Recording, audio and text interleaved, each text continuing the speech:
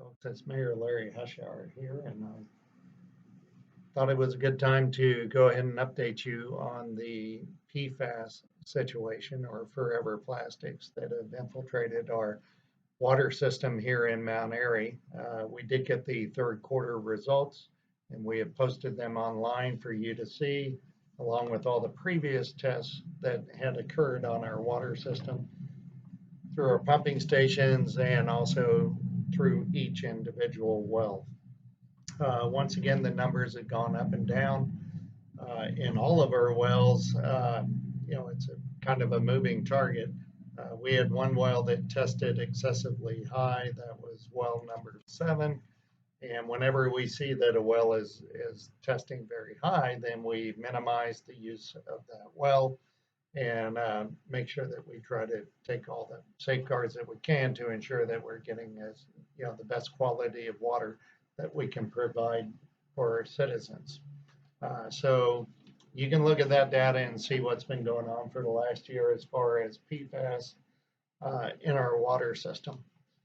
The other thing that is occurring is we have some information on helping you as citizens minimize your intake of PFAS. The Water and Sewer Commission has been working on these flyers, and they have a meeting on Wednesday. I believe that they will finalize these to provide you with ways that you can reduce the risk of PFAS and make sure that you're being as safe as possible as we're figuring out how this PFAS affects the citizens, not just of the town of Mount Airy, but the entire country.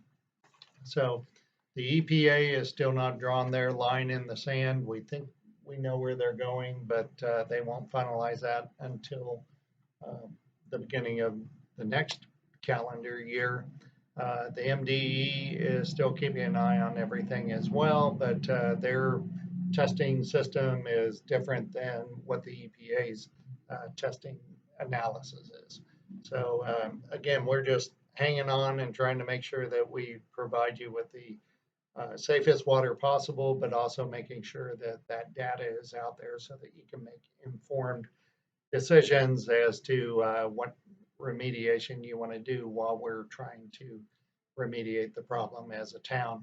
The town council and I have been working on property acquisition around the pumping stations that are most adversely affected by PFAS, and making sure that we buy those footprints of land right next to our pumping stations, so that when the grants that we have applied for come in, and even if they don't, we have to address it.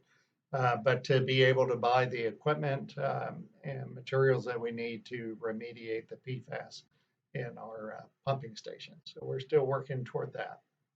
We're still part of that class action lawsuit. Some of you may have read in the newspapers that there's a lot of money that's coming out of the industries and the companies, corporations that have been putting this in the water systems and everywhere else, throughout since 1940. So that money, we haven't figured out how eventually it works its way down to a town like Mount Airy, but I assume it would go through the feds, down to the states, and then eventually work its way into municipalities like ours and several others that have been adversely affected by PFAS in the water. So that's the update for this quarter. Again, it's a moving target. We're keeping an eye on it. We do have a long-term plan, long-range plan, as well as a short-term plan to make sure that we try to continue to take this situation extremely serious and make sure that we get this remediation done as soon as possible. So I appreciate your time.